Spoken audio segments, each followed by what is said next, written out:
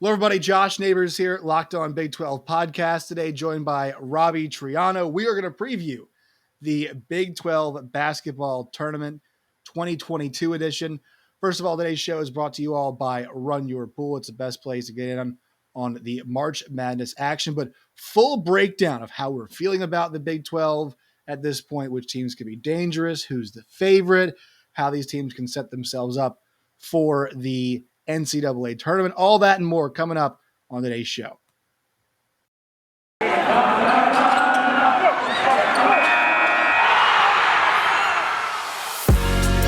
You are Locked On Big 12, your daily podcast on the Big 12 Conference, part of the Locked On Podcast Network, your team every day. Once again, Josh Neighbors here with Robbie Triano, my friend and producer at SiriusXM Big 12 Radio. Robbie, so this, by the way, we're recording today. It's been a crazy day. Aaron Rodgers has re-signed with the Packers. Russell Wilson just got traded. I think the people who are involved with baseball, like I am, are like, can we make it 3 for 3 and end the lockout today too? So it's just, all of this is weird. But like at the same time, Pitt in BC are playing right now in the opening game of the ACC tournament. My first question to you is, what's better to you, first week of March Madness or conference tournament week? I'm a conference tournament week guy. I think it's better than the NCAA tournament first week. If you are loyal to your conference, this is the best time. And for us working in Big 12 radio, this is the best time for us. But that feeling of March Madness, you can just plop down and you're seeing like the most intense basketball ever. Like in the conference tournaments, if you lose, like it's not the end of the world unless you're a bubble team. But in those moments in March Madness, the first week, that is unbelievable. And that's where you get the best stories. So I'm a big March Madness guy when it comes to compared to conference tournaments. Yeah, that's fair too, because it's like when the basketball starts in the March Madness tournament, it's like, okay, Vermont versus, let's just say, Wisconsin. It's still a 25-win Vermont, right? And I know it's a 14 seed normally, whatever. Wisconsin's a 2 or a 3, but still it's a team that won like 20 plus games or went on some nice run to win their conference tournament. Right now, like Pitt and BC are setting basketball back on ESPN or an ACC network like 10 years. Watch the first part of that game. Absolutely horrible. But I will just say, I think maybe it's because I had spring break when I was a kid this week.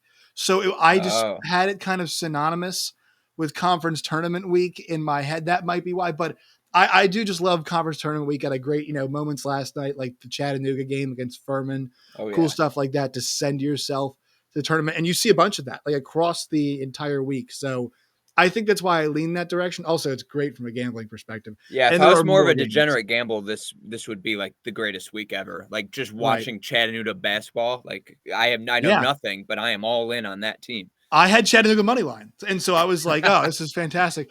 I was betting on UNC Wilmington, and I was texting my buddies about it. So that stuff, yeah, I think it's for the gamblers. I think it's kind of geared towards us. All right, so let's get to the Big 12 tournament. I've got the bracket here. I want to show it in a second.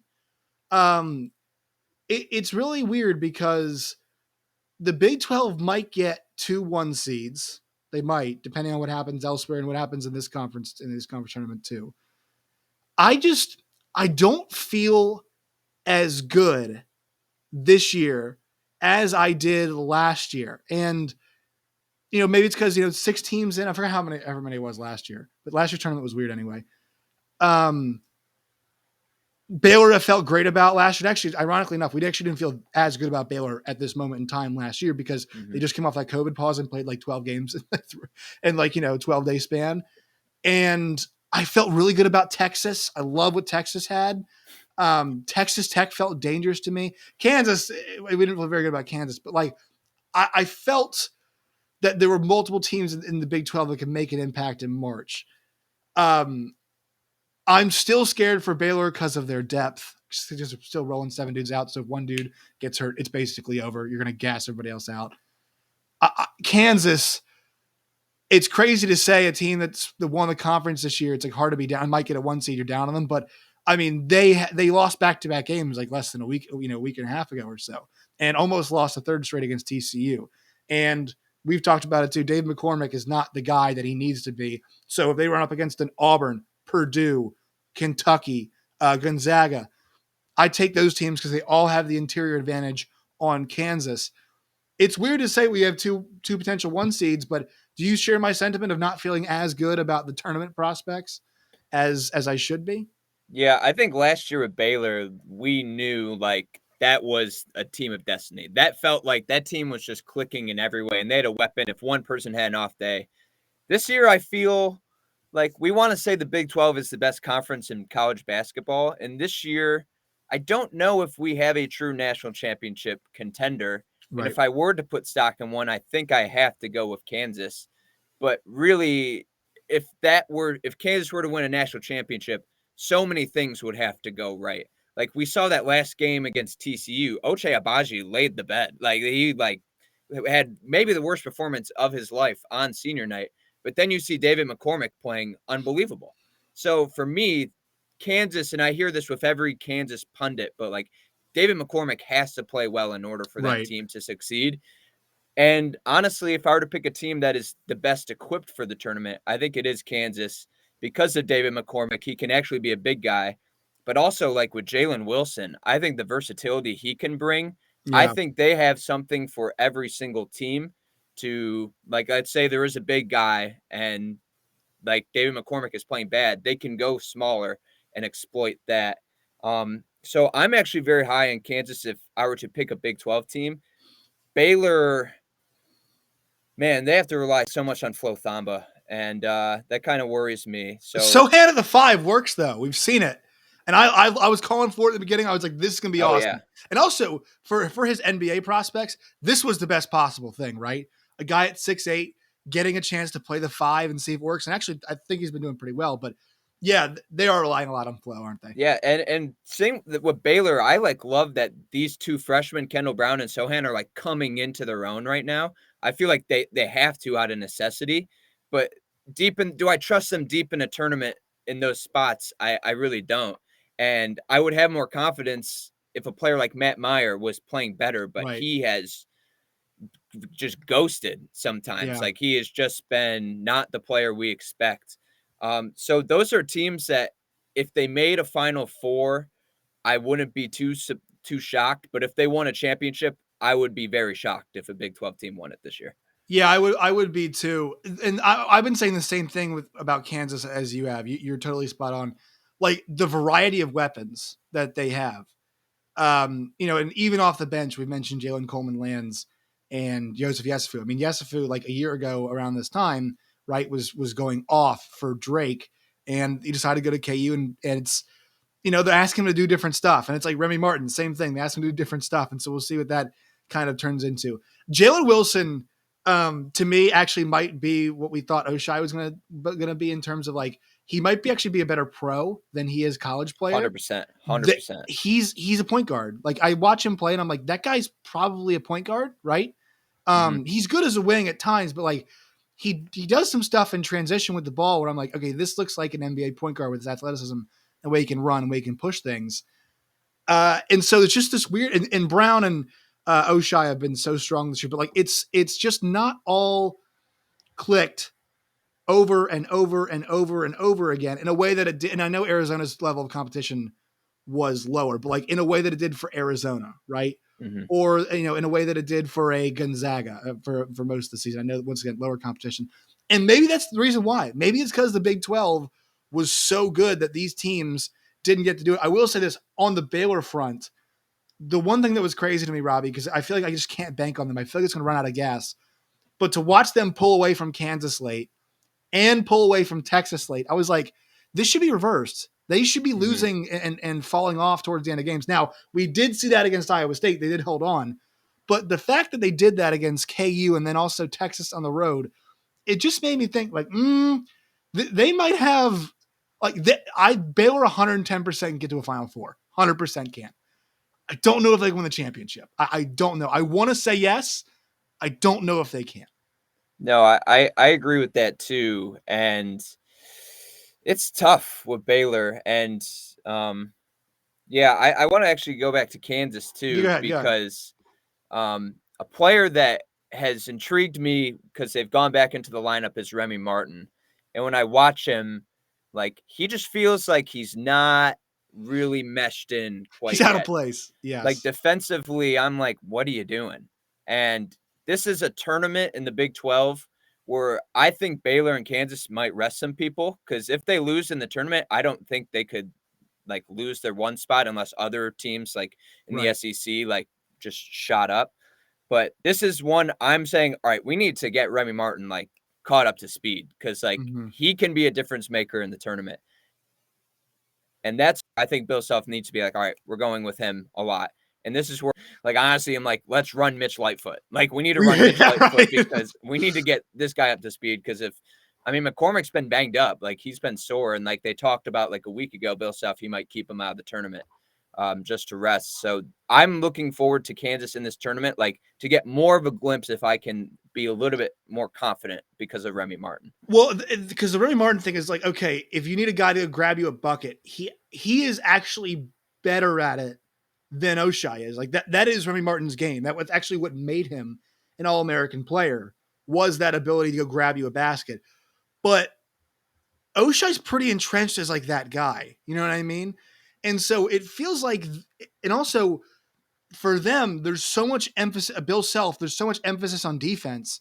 So if he has to pick between DeJuan Harris and Remy Martin, he's gonna go with DeJuan, right? Because you're giving up a lot. So it's this really weird thing where it's like you know, a lot of teams would be so glad to have as many guys, but how does that work? Because if you wanted to go 4 guards plus Mitch Lightfoot or David McCormick, you'd have to bump a guy like a Jalen Wilson, right? Or somebody else like KJ Adams, who has been playing a lot more recently and people really like a lot. So you'd have to bump one of those guys, which and that's been the challenge, right? And that's why actually they played really well without Remy. Remember that stretch they did have Remy and there was worry about assimilating him in? They are the team, right? But I guess the concern I have is if they haven't clicked the way I've wanted them to all season long at this point, are they going to do it? On the flip side, it was the conference just so good top to bottom that it wasn't going to let a team rip off 10 games in a row. That's kind of where I'm stuck right now. Yeah, I agree. And when I think of Remy Martin, it's like, where would he succeed the best? Like, should he be coming off the bench? Should he be a starter in that role? And I'm intrigued about that.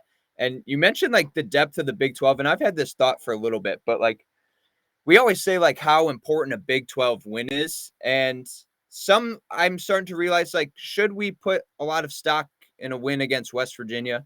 Should we really put a lot of stock in a win against Oklahoma? These are seen as like quad 1 wins.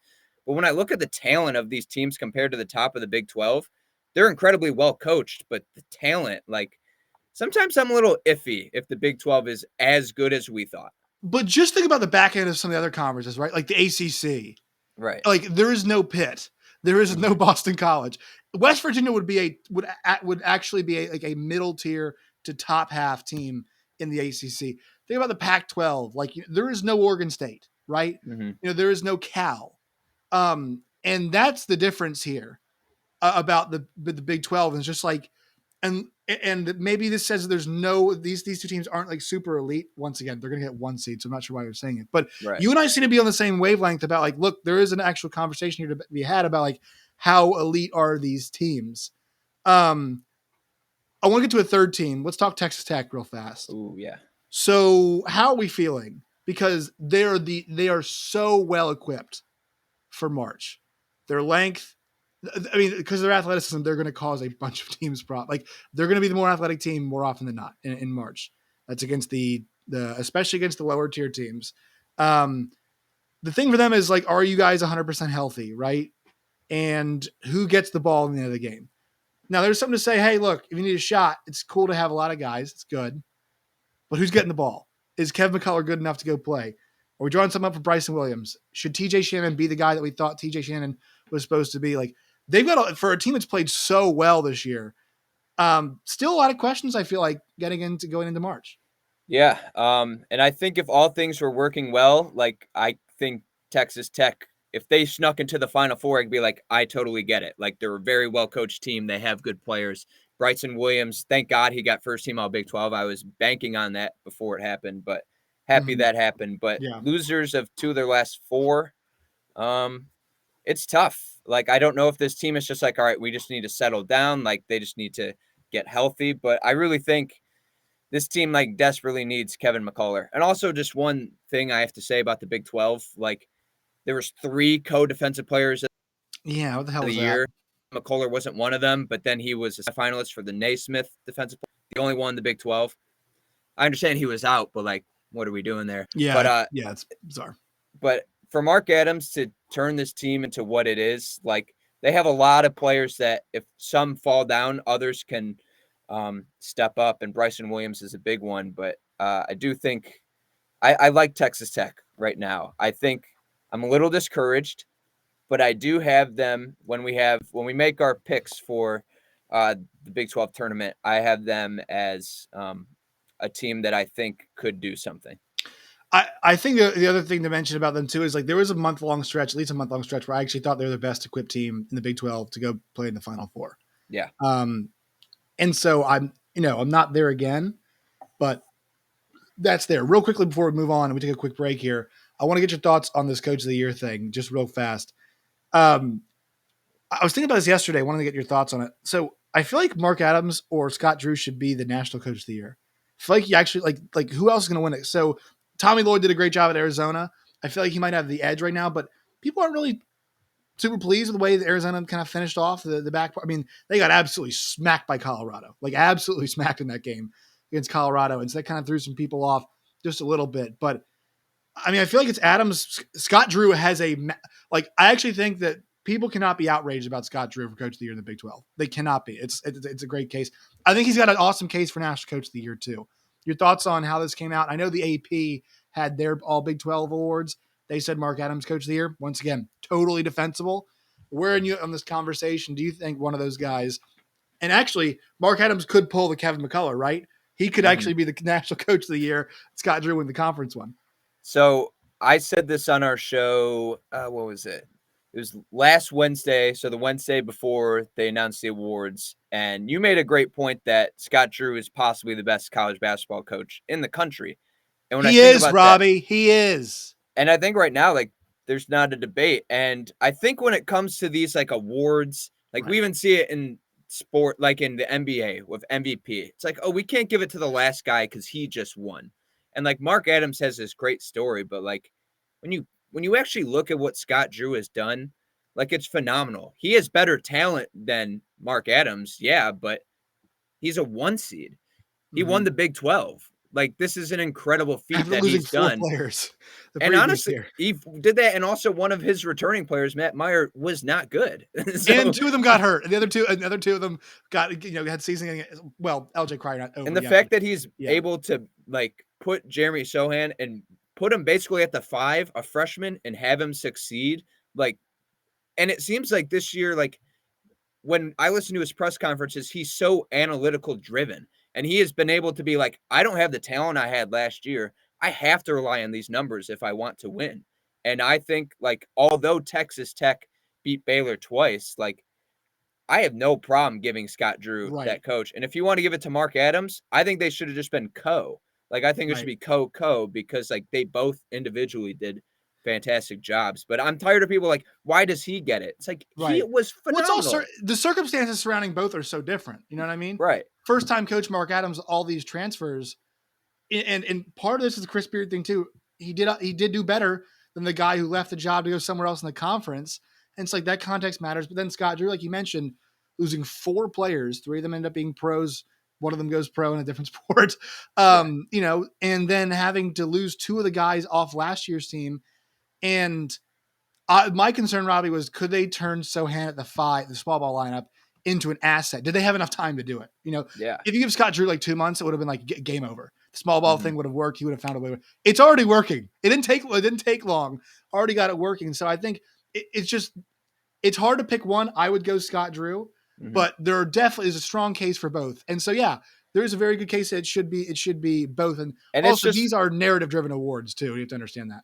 I just want to give Scott Drew so much credit. He's been here for so long, but now a program like Baylor, like growing up, I did not see Baylor as anything college basketball. And now like back-to-back number 1 seeds, like that is incredible. Like programs like that, after you win a national championship, you dip. They're not the Kansas, they're not the Duke, they're not the UNC, and they are doing it. And like amazing. And I know this too. I mean, besides Gonzaga, they have the best record in the last 3 years of any team, and also out of all Power 5 teams, they have the best record of any team in the last 3 seasons. All right, quick word from our sponsors, and we'll look at the bracket. Today's show is brought to you by our friends at Built Bar. You guys can go to built.com today. It's built.com. They've got mint brownie, coconut almond, and this month, white chocolate cookies and cream. 130 calories, 4 grams of sugar, 4 grams of net carbs, and most Built Bars. You guys can go to built.com today. It's built.com. Promo code LOCKED15 for 15% off today. Once again, promo code LOCKED15 for 15% off at built.com. Today's show is also brought to you by our friends at Stat Hero. Stat Hero's NCAA single game pick'ems pits the star players against each other in an amazing hybrid between fantasy and sports gambling. Sounds like, Robbie, they stole from Prop the Top Off. So if you guys want some Prop the Top Off type stuff, you guys can go find that kind of thing at Stat Hero. Take control back from those handicappers that always seem to have the advantage. Start focusing on the players you know best with a gameplay that doesn't rely on big spreads, long odds, or funky props. They simply post sets of players for you to take on with a set of players, take on a set of players you choose. Stat Hero is the easiest and fastest way to get your sports action fix.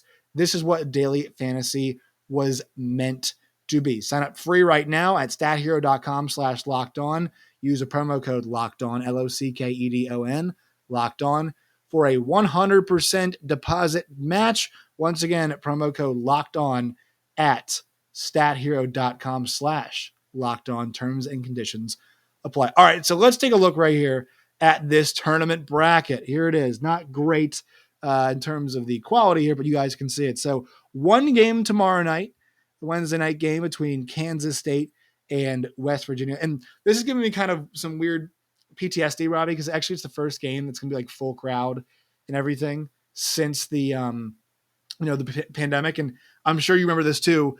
I was just been there for 2 months, and it was Iowa State, Oklahoma State, that game where we knew it's like after this happens, it's like probably like the last, or it's Kansas State, maybe, I forget. But after this might be the last basketball we see for a little bit. So glad to have a full Phillips Arena. But I want to ask you first. So here's the bracket. Big question. We talked about Kansas and Baylor some. Who's the favorite? Which team to you is the favorite to win the Big 12 tournament? So if I were Baylor and Kansas, I think I would take this, not easy, but I think this is a time for me to rest a couple players, especially for Kansas and Baylor. So for them, I see that as tricky because I think they all want to win it, but I also think they understand like they're solidly going to be a top seed, either 1 or 2 in the tournament. I think they can feel very confident and they can be like, you know what, like we can play most of our depth, but I want to be more healthy than like having this as a priority.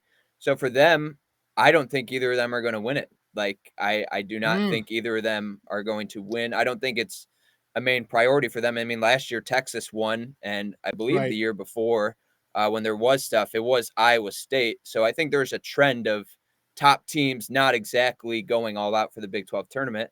So for that, I'm going with Texas Tech. And I think they have a great road ahead of them because they'll be playing Iowa State, which I think is secure dub. I can never get that 36-point performance out of my head. That's a good matchup for them too. Iowa State is. And then they play Baylor, a team they've gotten twice this year. So for me, I think the road is easiest for Texas Tech. I think they know they had a tough end of the year and they need to try and succeed. Will Kevin McCullough play? I'm not sure about that, but I think the road is right now the best for Texas Tech. And that's what I have. So I think Kansas should be the favorite. I think they have the most to play for. I also think they have the most to figure out. Right. I think this is with the reintroduction of Remy Martin kind of back into the lineup some. And then also, do you have a Yesufu game thrown in there? Do you have a Dave McCormick? Like how can we, get you going here on the right path?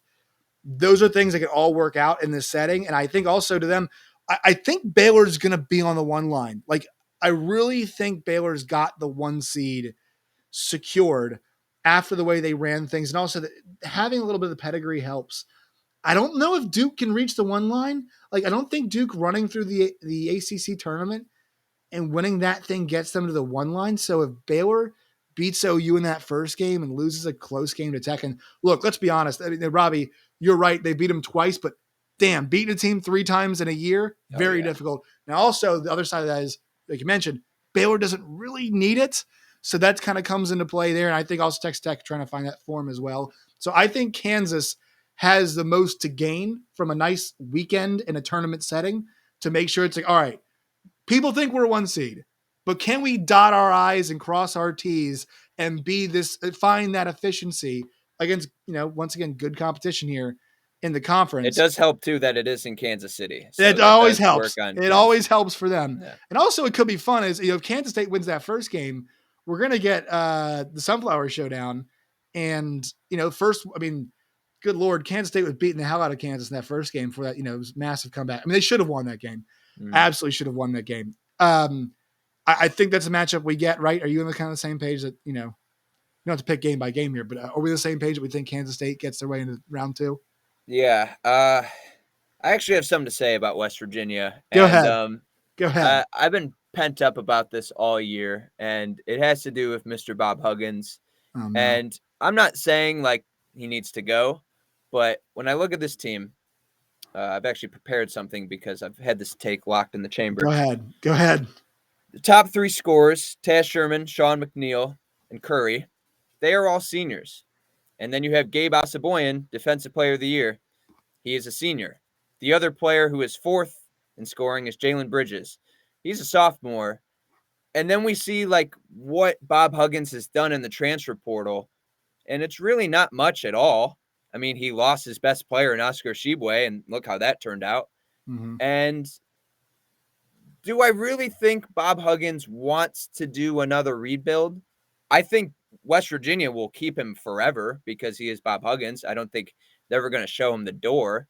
But when I look at the future of West Virginia and his inability to really accept the transfer portal, like I'm a little skeptical about if Bob Huggins is, all in on this rebuild thing or to accept NIL or accept the transfer portal. Right. He needs to, because but also the thing is, like, it's not an easy style. I mean, offensively it can be, but it's not always an easy style to sell.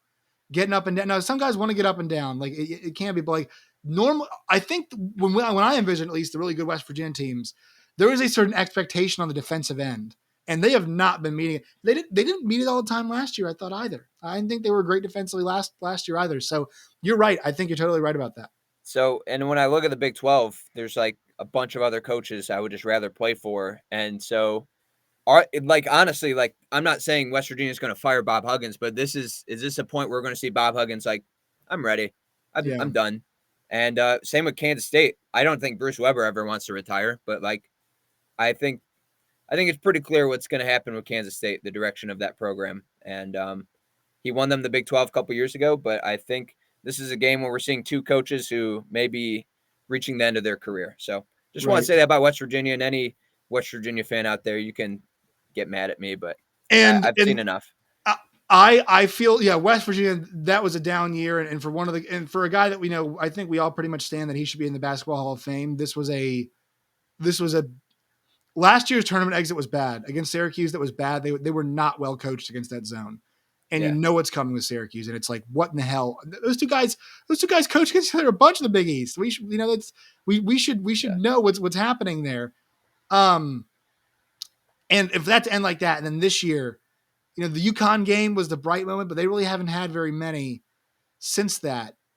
And he's gonna have to embrace the portal, and that's a lot of these old, or like COVID eligibility. But if I'm Taz Sherman, it's like either I'm going to a league or I'm going to a program that like I can actually win at. Like I'm too good at scoring to be like one of the worst. They wasted him this year. He was wasted this year. Yeah, exactly. Like I don't even know if he was second team all Big 12, and he was like one of the best scorers like in the league. And it's like I can get buckets in the NBA or G League, or I could go play for like some other team.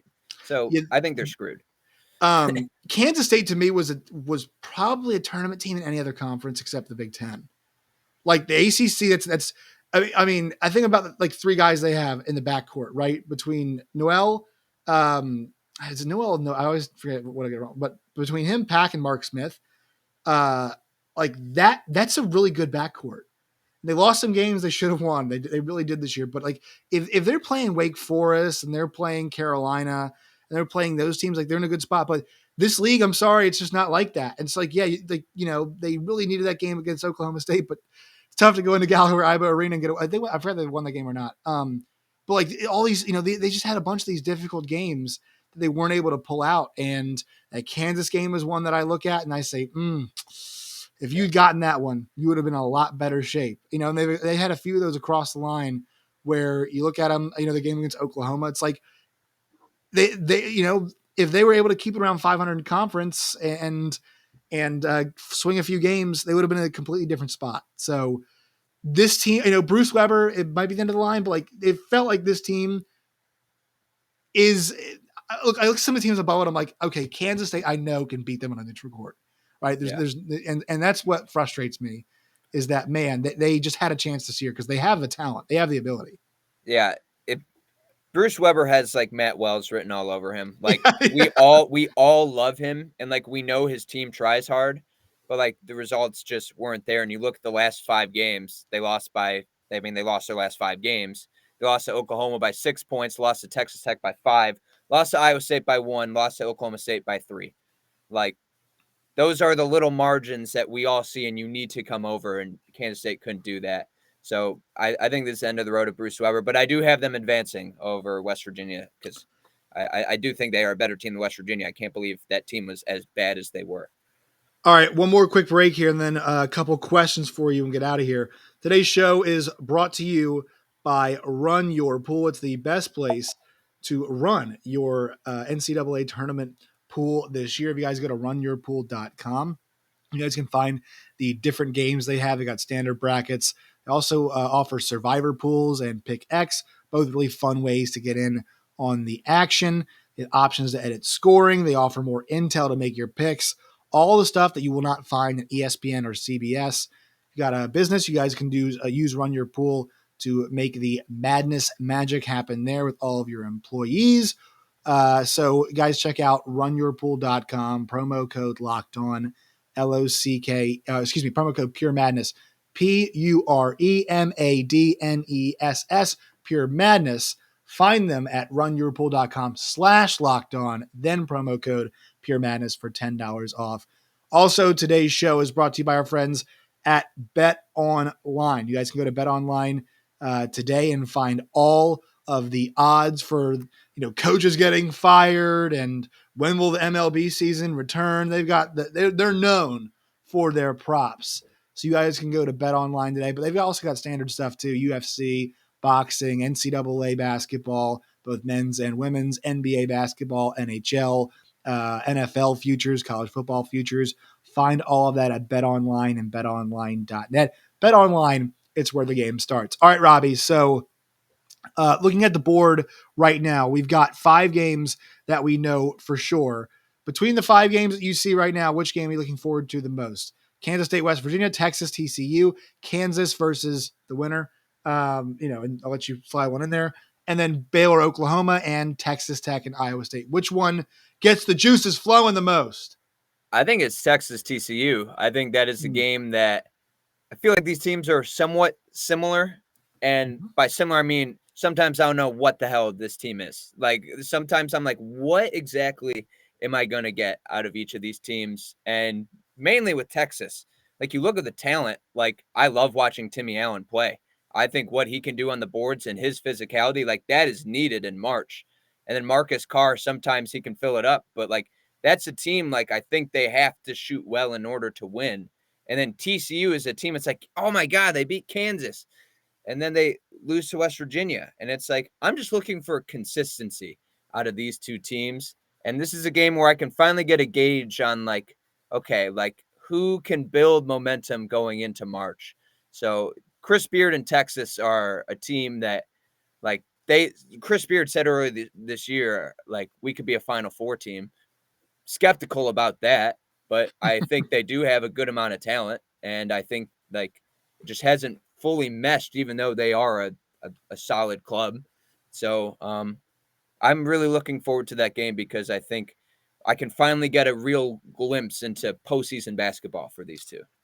All right, and then who's your dark horse? Who is your team outside the top? I'll go, because 3 seeds is 33% of the conference. So who's your team outside of the top 3 seeds that you would not be surprised if they won? Out of all the teams seeded 4 through 9, who is the team that you would say, you know what, I can actually see them hoisting the trophy on the last was Saturday afternoon or something? I think it's Saturday when they play the championship game. Who is it that you think that you could see out of the top or the bottom? I would say 6 seeds.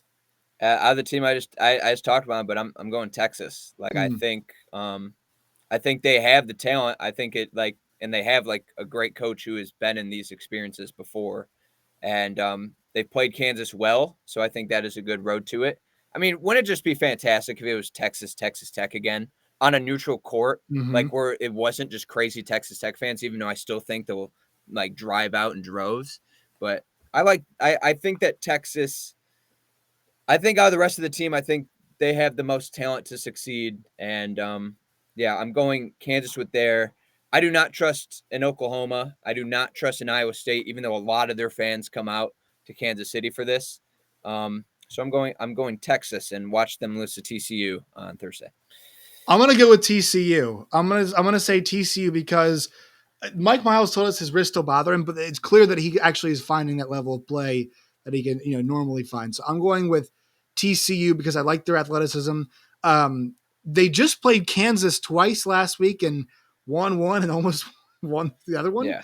And a chance to tie it. They're late, so they've been playing pretty well. I would go with TCU on that one just because they got the guard that I want. Marcus Carr would have been one of those guys, but he just never got there this year for me. No. He just never got to that point for me. Even looking at like the preseason Big 12 awards, like he got a lot, Remy Martin got a lot, Matt Mayer got a lot. This league was like, nope, we have other good players that can showcase. Which was crazy this year that they had so much quality. All right, Robbie, that will do it. So your championship game is who? Texas Tech and Kansas? I'm going Texas Tech. Forget it. I'm going Texas Tech, Texas. Let's see it. Oh, wow. I love that. Round 3. I would love it also if Texas Tech won again to start building the narrative that if we get to 4 or 5 where Chris Beard can't beat Mark Adams, that's still amazing, right? Chris Beard can't beat his old team. I would absolutely love that. I would love that 110%. I'm going to go with some chalk here. I'm going to go with Baylor and Kansas. Whoa. Round 3, the 1 seed and the 2 seed. I just think that Baylor has had actually a nice amount of rest here in the last couple weeks. They got the Monday game, Monday to Saturday last week, and now Saturday to Thursday. So actually getting some time to get back into it. I don't know if the Oklahoma game is, I could see that one being close, but I'm not sure if it's too difficult of a challenge for them in that setting. And then the Texas Tech game, it's probably going to be a war. But I don't think you're beating Texas Tech 3. I don't think Texas Tech is beating Baylor 3 times in one season. I actually just don't see that happening. So I'm going to go Baylor and Kansas in the final. I think KU gets the win and wins the Big 12 championship. And you think Texas Tech's going to beat Texas in the 3rd meeting of those teams, right? Yeah, I'm just very intrigued on what Kansas and Baylor are going to do in terms of a rest standpoint. If they play everyone, I was wrong. Sorry, everyone, but I think they're going to. Well, who's Baylor going to play instead of the guys they have, right? I know. Bring somebody else off a couple walk-ons. I know they have a 7-footer on their bench. I forget his name, but I've seen him play, and I'm like, okay, maybe you shouldn't play him. Yeah, I forget his name, but yeah. A lot of Dale Bonner, right? That's what it's going to be. All right, Robbie, appreciate your time. Where can people find you with the memes and the Big Ten talk and all those other things you like to do? Down there at the Triano Kid. Sometimes I tweet ridiculous Big 12 takes that make Josh's head explode. I'm fine with them. It makes the fans' heads explode. Yeah. So if you're a Baylor fan or a Texas Tech fan, you like me. If you're an Oklahoma fan, you'll hate me. And yeah, Big 12 today, Sirius XM, 3 to 5 Central. It's a good time. Robbie's also a paid cheerleader for Baylor University and their entire athletic department. So that's fun. All right, Robbie, I will see you in a few minutes and always appreciate your time, man. See you, man.